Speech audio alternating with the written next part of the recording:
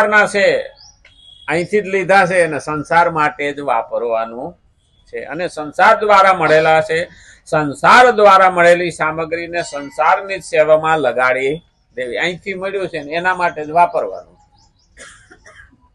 આપણે નહીં ઘણી વખત કઈ ભેગું કરેલું તો એ છોકરાનું આ તમારું જ છે ને, અમે તો કાલ મરી જવા, આ તમારું જ છે ને. હવે તો ના છૂટકે કેવું પડે હો, નહીતર આપણે કહીએ આ તો વ્યવસ્થા નથી લઈ જવાની. હા, નહીતર કામ મૂકીને જાવ ને કાં આપીને જાવ, પણ પ્રેમથી આપી દેવું સારું. એટલે બળતરા ન થાય, નહીતર વધે છેલ્લે મરતા મરતા કે મારા બેટા વાહેથી જલસા કરી છે કે. હા, પણ આપણે વ્યવસ્થા નથી. ભગવાને ઉપાધિ નથી રાખી. ભગવાન કે તારી વ્યવસ્થા મારે ક્યાં કરવી, એટલે અહીંથી લઈ જવાની જ વ્યવસ્થા નહીં, નહીતર અહીં કરતા ડખો ન્યા જાજો થતો. હા, એ હિસાબ કિતાબ કરવા વાળો કે આમાંથી 5 લાખ લઈને હું લઈ લઉં. હા, તને તો સાહેબો ને પાછી એ ખરું ને, તો ત્યાં ઉપેરીને આ ઉપર બગાડ નથી આવ્યો કારણ હતા. ભગવાન કે કોઈના હાથમાં મલાઈ આવવા જ ન દઉં તો. અને એટલે કીધું સંસાર દ્વારા મળેલી સામગ્રીને સંસારની જ સેવામાં લગાડી દેવી એ ઈમાનદારી છે. ઈમાન ખરેખર તો આજે માણસે ઈમાનને મારીને ઈમાનદારી છે.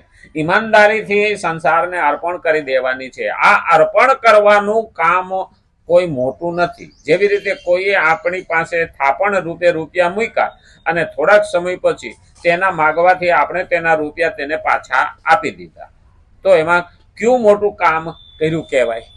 હકીકતમાં તો એને થાપણ રૂપે મૂકેલા જ હતા કે ભાઈ આ હાંચવો, મારે જોહે તે લઈ દે, તો એને પાછા આપીએ તો કઈ ઉપકાર કરતા નથી. એમ સંસાર પાસેથી આપણે આ બધું લીધું છે અને સંસારને પાછું આપશું તો કઈ એમાં ઉપકાર કરતા નથી.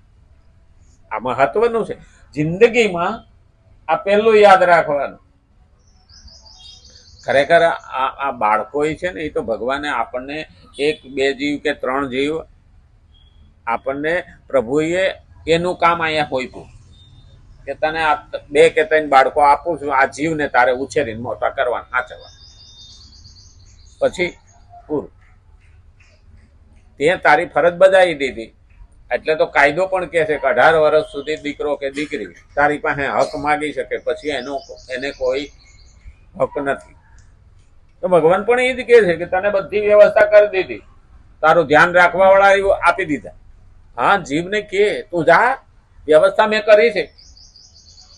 ગર્ભોપનિષદમાં કે છે તું જા, મને બીક લાગે છે. ભગવાન નહીં કે, ભગવાન કે મેં તારી વ્યવસ્થા કરી છે. આ તાર દાંત નથી દેતો તો દૂધ દઉં છું, જા. એટલે માનું ધાવણ, અને દાંત દે એટલે અનાજ. ભગવાને જ ઊભું કર્યું, આપણા માટે વ્યવસ્થા કરી છે. અરે મારે તો બધું જોહે. હા, પેટ ભરવાય જોહે, ખાવાય જોહે, અનાજ દે, જીવવા માટે હવાય જોહે. ભગવાન કે એ આપું. અરે પીવા માટે પાણી જો, ભગવાન કે એ આપું. કેવી વ્યવસ્થા! આપણે કોઈ વિચાર્યું ખરું?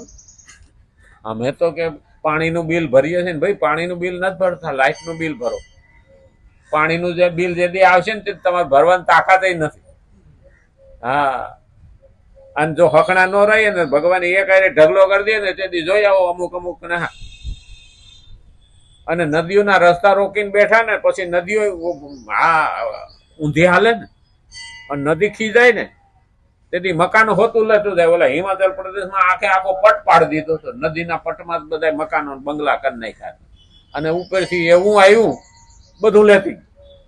ભાઈ એને આડા આવો તો એ સહન કરે નહીં. પ્રકૃતિને આપણે જ હેરાન કરીએ તો પ્રકૃતિ ખીજાય ને ત્યારે કાં તો વાવાઝોડું, કાં તો અતિવૃષ્ટિ, અને કાં તો અગ્નિ, આગ. આ 3 મોટામાં મોટા નડે. જંગલ હળગે તો હુકાવા હે લીલું બળે. અતિવૃષ્ટિ થાય તો પાપી વાહે સારા માણસો મરે. અને વાવાઝોડું આવે તો પણ હુકાની વાહે લીલા ઝાડવાય પડી જાય. હા, એટલે પેલું યાદ રાખવાનું, પ્રકૃતિને હેરાન કરવી જોઈએ નહીં. મયા અધ્યક્ષેણ પ્રકૃતિ. ભગવાન કે છે આ પ્રકૃતિને મેં કામ સોંપેલું છે. અને આપણે બધું ખરેખર તો ભગવાને આપણને ઝાડવા વ્યવસ્થિત કરી આપ્યા કે તને વાંધો ન આવે તો આપણે ઝાડવાનો કસર ઘણ વાર દીધો. આપણને ભગવાને પાણી આપ્યું છે, ઘેરે સુધી પાણી આવે તો આપણે તો નળ એમનું ચાલુ થવા દે, ટાંકી ઉભરાઈને જાતી હોય તો નળ બંધ નથી કરતા. ભગવાન કે તને સજા દેવાની જરૂર છે, આમે વ્યવસ્થા કરી છે એમાં ધ્યાન આપે તો સારું. આ હાચવવું જોઈએ. આપણે રૂપિયા હાંસવીએ હો, તો પાણી હાંસવીએ ખરા? હા, પણ એ ખબર નથી પછી રૂપિયા આવી છે ને પાણી નહીં હોય ને તો રૂપિયા દેતા પાણી નહીં મળે. આજે દુબઈ વાળાને પૂછી આવું, ત્યાં પાણી પીવા નથી, દરિયાના પાણીમાંથી મીઠું પાણી કરીને એને વાપરવું પડે છે. ત્યાં રાંધવામાં વાપરે, પણ હાથ ધોવામાં કેવું? મને તે ભાઈ કીધું હતું ને, મને કે આ મુસલમાનો છે ને એ કે આપણાથી ઊંધા. તો કેમ? તો કે એ હાથ ધોવે ને તો એ આમ ઊંધા ધોવે. આપણે હાથ ધોઈએ ને તો કોણીએથી હેઠા છે, આપણે આમ હાથ ધોઈએ, એ ઊંધા ધોવે. હું કહું જ્યાં આ મુસલમાન મૂળ તો અરબસ્તાન ના, એ બાજુથી જ આવ્યા અને અહીંયા ધર્મ એને અહીંયા થાક્યો, અહીંયા આપણને હિન્દુ ને મુસલમાન બનાવ્યા. એટલે એની રીત કેવી આવી? ત્યાં પાણી નથી, પાણી નથી એટલે એક ખોબો પાણી હોય એમાં હાથે ધોવાના, કોણી સુધી આમ ફુગાડે, પાણી બગડે નહીં. જ્યાં પાણી નથી એને પાણીની કિંમત છે. આપણે તો પાણીને વેડફી નાખીએ. ભગવાન કે આ વેડ ફેલું આવનારી પ્રજાને પીવા નહીં મળે. આ બધી વસ્તુનું ધ્યાન રાખવું જોઈએ આપણે. પણ આપણે જ્યાં સુધી હોય ત્યાં સુધી, આ તો મુસલમાન જેવી કહેવાય જ નહીં, હોય ત્યાં સુધી ઈદ ને પછી રોજા, આ એની કહેવત છે.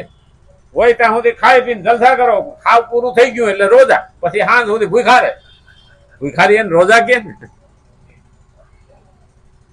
અને હા, પણ એ લોકોને પાછું ભૂખા રહેવામાં કેવી રીત? આપણે 24 કલાક ભૂખા રહી, 11 કરીએ ને તો એને સવારથી ભૂખો રહી અને સાંજે પછી દિવસ આચમાં પછી ખાખા જ કરે અને પછી સવારથી પાછા ભૂખા રહે, એને રોજા ગણે.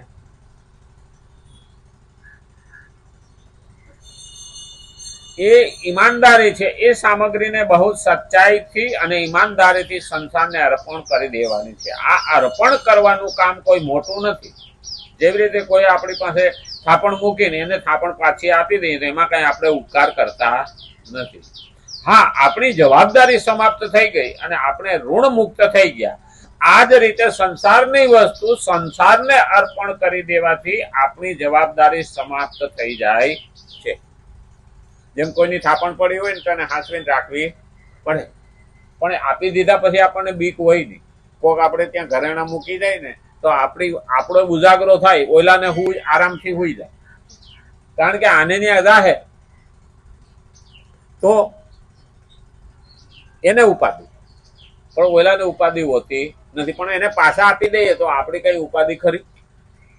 બસ અટાણે તો બેંકોય મારી બેટી લોકર રાખે ને તો એ પેલા જ કે ભાઈ આમાં ઘરેણા મૂકો છો, ઘરેણા જાય તો અમારી જવાબદારી નહીં. તો પછી મૂકે હું કામે? લોકર માંથી જાય છે, સલામતી નથી. પેલા જમીનમાં દાટતા અને દાટવા વાળા મરી જાય તો જમીનમાં જમીન મારીએ. અત્યારે બેંકમાં મૂકે તો હરામખોર લઈ જાય, ઘરમાં રાખે તો ચોર લઈ જાય. એટલે ઘરેણા ખરેખર રાખવા ને બહુ અઘરા છે. હા, એક રાજા એને ત્યાં તો લોકો પેલા ઘરેણા પહેરીને નીકળે ને એટલે મારા બેટા ચોરો ડોકમાંથી દોરા તોડી જાય, હાર તોડી જાય, લોકો ઉપર હુમલા કરવા માંડ્યા. એટલે રાજાને કીધું કે લોકો ના પહેરે, કાયદો બનાવો, લોકો પહેરવા જ ન જોઈએ. પહેરીને નીકળે તો લૂંટી જાય ને, પહેરે જ નહીં તો બધું કર્યું ન થયું. પછી એના પ્રધાનને પૂછ્યું, દિવાનગી, એ બુદ્ધિશાળી, એ કે આટલું બધું કર્યું તો લોકો સમજતા નથી, પહેરીને નીકળે છે ને ઓલા લોકો લૂંટી જાય, શું કરવાનું? તો કે 6 મહિના પ્રયોગ કરો. હું કહું તો કે હું? તો કે ઢંઢેરો પીટાવો બધી જગ્યાએ, કે વેશ્યાએ ઘરેણા પહેરવાની છૂટ, બાકી કોઈ ના પહેરે.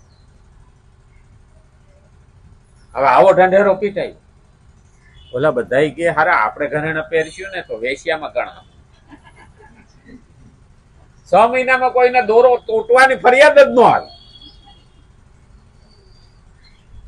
એટલે ઓલા ચોર હતા ને તોડવા વાળા હતા ને એ ગામડા મૂકીને બીજા રાજમાં વહી ગયા કે હવે અહીંયા આપણને મળશે નહીં. એટલે પાછો કાયદો હટાડી દીધો, હવે બધા પહેરી ગયા.